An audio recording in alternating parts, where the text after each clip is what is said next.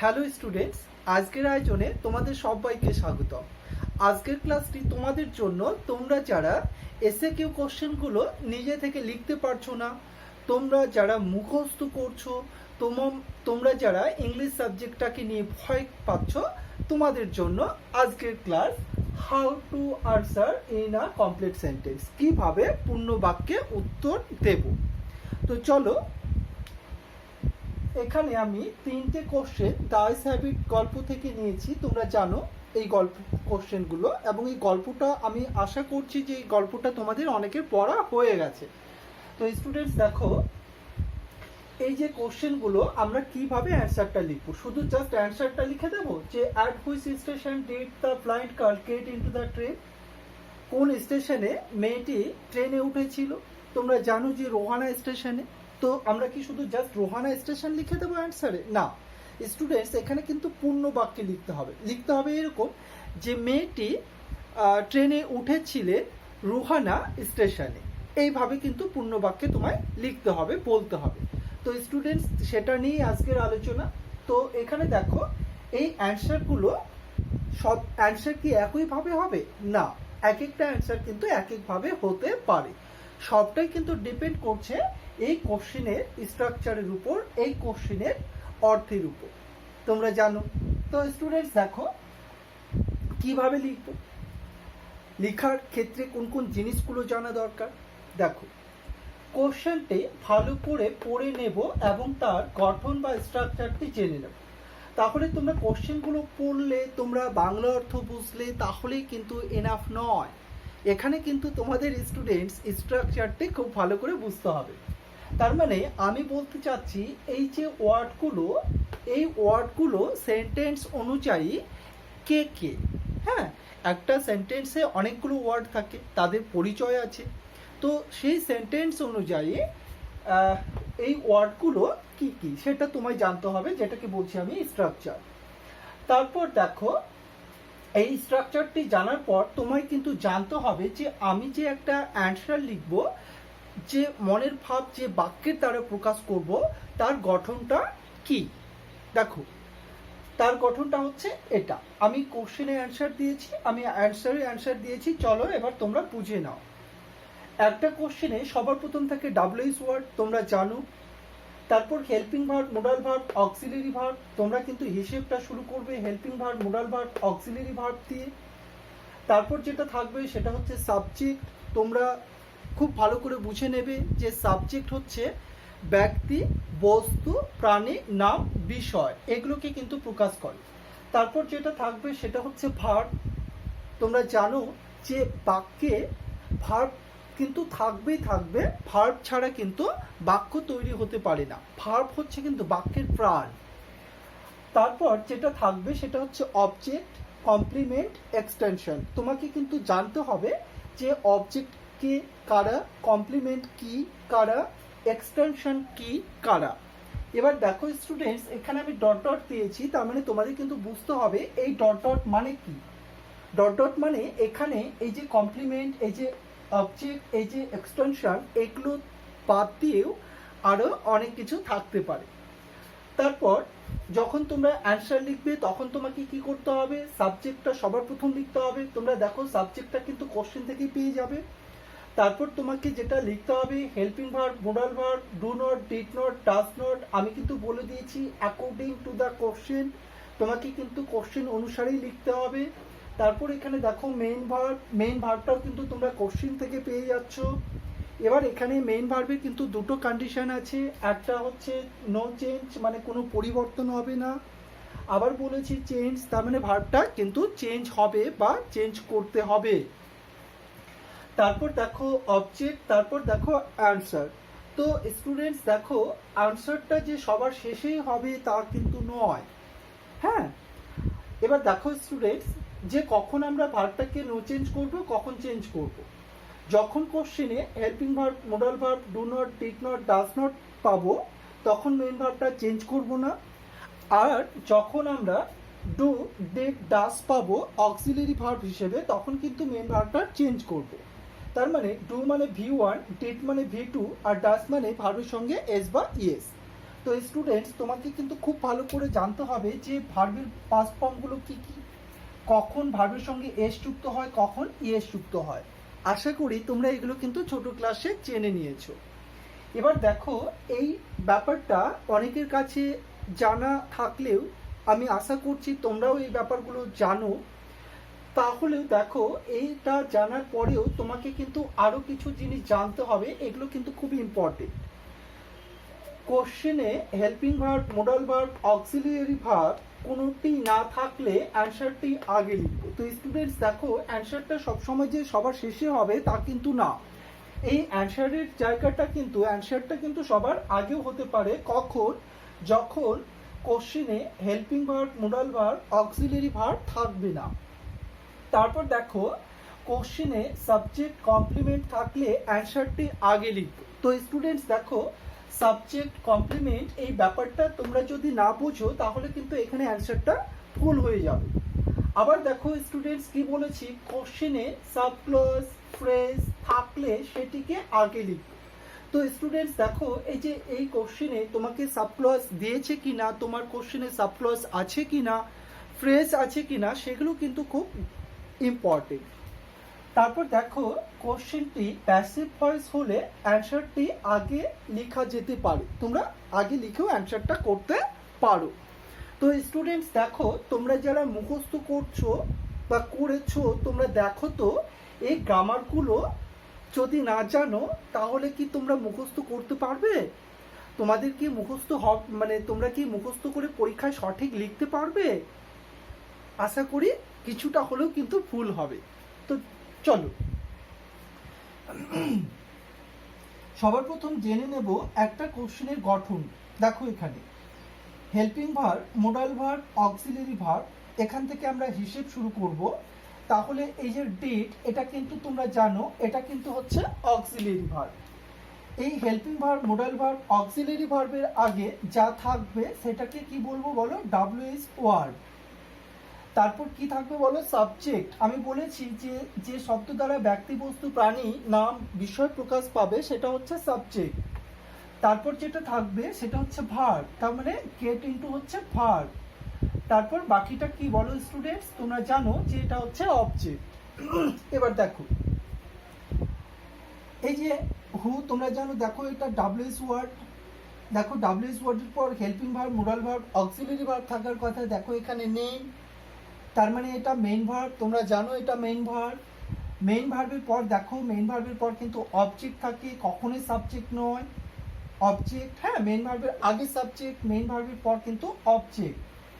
তো এই যে এটা কিন্তু পুরোটাই হচ্ছে কি স্টুডেন্টস বলো? অবজেক্ট। আশা করি তোমরা বুঝছো।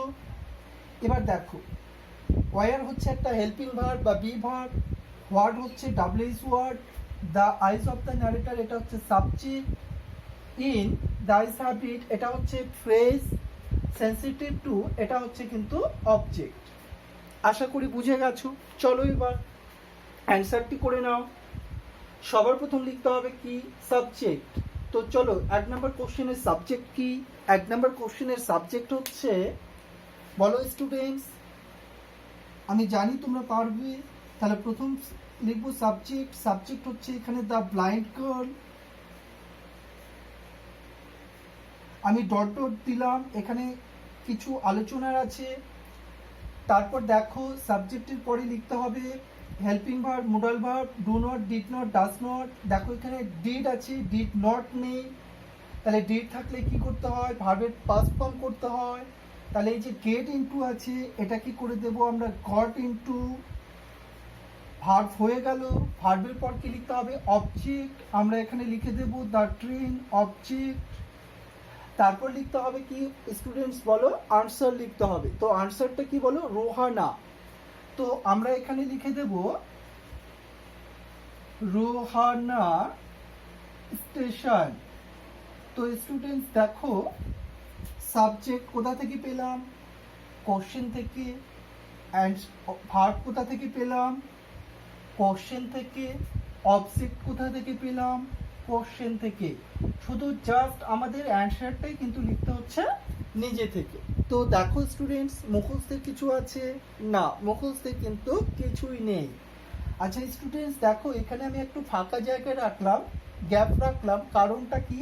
আর এখানে যে ডট ডট দিলাম কারণটা কি? দেখো আমার এই যে কোশ্চেনে দেখো তোমাদের অ্যাড দেওয়া আছে, তো যদি তোমরা এখানে অ্যাড না লিখো তাহলে অ্যাকর্ডিং টু দ্য কোশ্চেন অ্যান্সারটা কিন্তু কিছুটা হলেও ভুল হলো।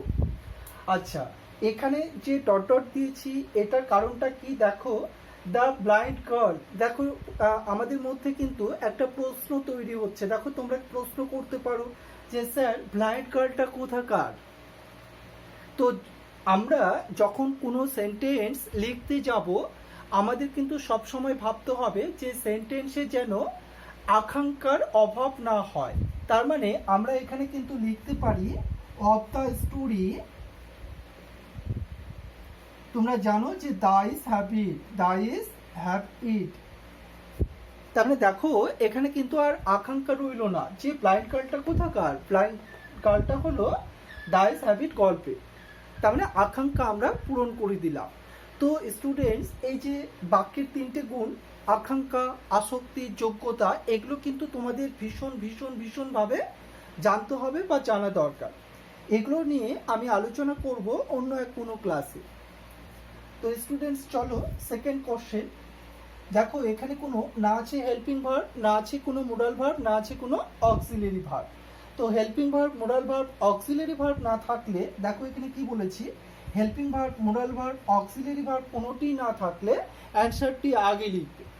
তাহলে এই যে কোশ্চেনের যে আনসার সেটাকে কিন্তু কি করব আমরা আগে লিখব। তো দেখো who came to Rohana to see the girl off, মেয়েটিকে কারা বিদায় জানাতে এসেছিল রোহানাতে? তোমরা জানো যে মেয়েটির প্যারেন্টস, তাই তো? তো স্টুডেন্টস দেখো এখানে তোমরা যদি হার প্যারেন্টস লিখো তাহলে এখানেও কিন্তু একটা আকাঙ্ক্ষা তৈরি হয়ে গেল যে হার বলতে কে। তাহলে তোমাকে এখানে বলে দিতে হবে হার বলতে দ্য গার্ল। আচ্ছা তোমরা এখানে কিন্তু অফ দ্য স্টোরি যেটা বলেছো এখানেও কিন্তু তোমরা সেটা বলতে পারো। তো যাই হোক তোমরা আগে চলো টু দ্য কোশ্চেন অ্যান্সার করো। আচ্ছা চলো এখানে আমি গ্যাপ কিছু দিলাম, কারণটা কি? দেখো এই যে গার্লস প্যারেন্টস, এই কথাটা কে বলছে? এই কথাটা কিন্তু ন্যারেটর বলেছে। আচ্ছা ন্যারেটর কি সত্যি সত্যি বলেছে? এই প্যারেন্টসটা কি, এই প্যারেন্টসগুলো কি সত্যি সত্যি? না, গল্পে দেখো ন্যারেটর কিন্তু প্রবাবলি কথাটা বলেছে। তো তখন তোমাদের এই আকাঙ্ক্ষাটা পূরণের জন্য মানে বিশেষ আমি এখানে তোমরা আকাঙ্ক্ষাও বলতে পারো, আসক্তিও বলতে পারো। এখানে তোমাকে তখন বলতে হবে according to the narrator. According to the narrator বলতে হবে। কেন স্টুডেন্টস দেখো টেক্সট বই কিন্তু খুব পরিষ্কার করে বলা আছে যে এটা ন্যারেটর কিন্তু একটা প্রবাবলি নিয়ে বলেছে, মানে সম্ভবত এটা সত্যিও হতে পারে আবার মিথ্যেও হতে পারে, প্রবাবলি। তো যদি আমরা এই কথাটা না মেনশন করি, না লিখি, তাহলে কি হবে স্টুডেন্টস বলো তো? এখানে কিন্তু একটা আসক্তির অভাব হবে। আচ্ছা আসক্তি কি? দেখো পাখিরা আকাশে উঠছে, সত্যি কথা পাখিরা আকাশে উড়ে। এবার আমি যদি বলি গরুরা আকাশে উঠছে, বা তোমরা যদি কেউ বলো গরুরা আকাশে উঠছে, ভাবো তো যে গরুরা কখনো কি আকাশে উঠতে পারে? না। তাহলে যখন আমরা অসত্য কথা বলবো, অবাস্তব কথা বলবো, তখন কিন্তু সেটা হয়ে গেল আসক্তির অভাব। তো তোমরা যখন অ্যান্সারগুলো লিখতে যাবে অবশ্যই তোমাদের টেক্সট বইকে ফলো করতে হবে, টেক্সট বইয়ে ন্যারেটর কি বলেছে। আশা করি তোমরা বুঝেছো। তাহলে যাই হোক এটা হয়ে গেল সাবজেক্ট। তারপর আমরা কি লিখবো? সাবজেক্টের পরে helping verb, modal verb, auxiliary verb, do not, did not, does not. দেখো এখানে একটা কিছু নেই, তার মানে অ্যান্সারটা আমরা লিখে দিয়েছি। এবার বাকি যে অংশটা আছে কেম টু সি, এই যে কেম টু সি এই অংশটা কিন্তু হ্যাঁ কেম টু রোহানা, এই বাকি অংশটা কোশ্চেনের বাকি অংশটা কিন্তু আমরা যা আছে তাই লিখে দেব। তো স্টুডেন্টস দেখো মুখস্থে কিন্তু কিছুই নেই। এবার third question, what were the eyes of the narrator in the eyes habit sensitive? The eyes habit গল্পে ন্যারেটরের চোখগুলো কিসে সংবেদনশীল? স্টুডেন্টস, তোমরা জানো যে আলো আর অন্ধকারে। তো এখানে দেখো এই গল্পে কিন্তু ফ্রেজ আছে। তা দেখো, কোশ্চেনে সাবজেক্ট ক্লজ ফ্রেজ থাকলে সেটিকে আগে লিখব। তো এই যে ফ্রেজ, এই ফ্রেজ অংশটাকে কিন্তু আমরা আগে লিখে দেব। তাহলে কি লিখবো বলো এখানে? তাহলে লিখবো in the eyes have it, আমরা ফ্রেজটা লিখে দিলাম। তারপর চলে যাব সাবজেক্টে। তাহলে এখানে সাবজেক্টে কি দেখো, সাবজেক্ট কি আছে? সাবজেক্ট আছে the eyes of the narrator. তারপর অবজেক্ট, সরি এখানে ভার্ব আছে বি ভার্ব। তাহলে দেখো সাবজেক্টের পরে কি লিখতে হবে? Helping verb, moral verb, do not, did not, does not. Helping verb আছে, বি ভার্ব আছে, তার জন্য আমরা এখানে লিখে দেবো ওয়ার। তারপর দেখো এখানে কোনো মেইন ভার্ব নেই। অবজেক্ট, তাহলে সেন্সিটিভ টু, এটা লিখে দেবো অবজেক্ট। এবার দেখো সবার শেষে আনসার। তাহলে আনসারটা কি আছে স্টুডেন্টস? দেখো অনলি লাইট অ্যান্ড ডার্কনেস। তো স্টুডেন্টস, এই হলো আজকের ক্লাস। আশা করি তোমরা বুঝেছো। যদি তোমাদের ক্লাসটি ভালো লেগে থাকে তাহলে অবশ্যই তোমরা আমার চ্যানেলটিকে সাবস্ক্রাইব করবে এবং পাশে যে বেল আইকনটি আছে সেটাকে তোমরা ক্লিক করবে পরবর্তী ভিডিওগুলো সবার আগে পাওয়ার জন্য। আর তোমাদের একটা ছোট্ট রিমাইন্ডার দিই, তোমরা যারা 2021 সালে উচ্চ মাধ্যমিক পরীক্ষা দেবে, তোমাদের সম্পূর্ণ টোটাল সিলেবাস মানে প্রোজ, পোয়েম, গ্রামার, রাইটিং আমি প্রত্যেকটা বিষয় আমার চ্যানেলে আপলোড করব। আশা করি তোমাদের ভালো লাগবে আর তোমরা সবাই ভালো থাকবে এই প্রত্যাশা রেখে আজকের ক্লাসটি এখানে শেষ করছি। Tata, bye bye. আবার দেখা হবে অন্য কোনো এক ক্লাস নিয়ে।